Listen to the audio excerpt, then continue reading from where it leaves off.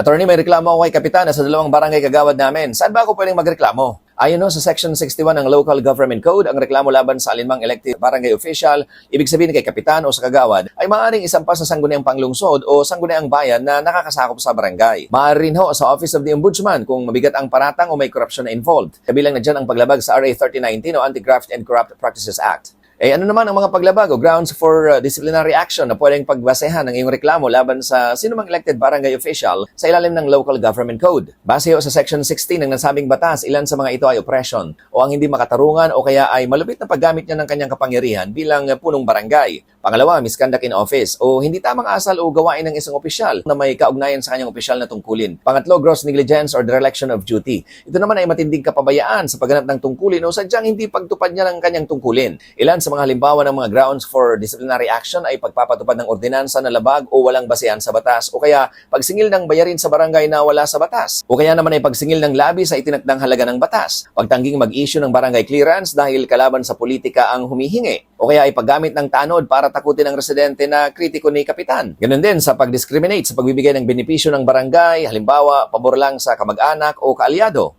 Kapag napatunayan na may paglabag si Kapitan o si Kagawad sa reklamo o kaso na isinampa laban sa kanya, maaari siyang masuspinde, matanggal sa serbisyo o mabilanggo. Depende ho yan sa reklamo at ayon sa itinatakda ng batas.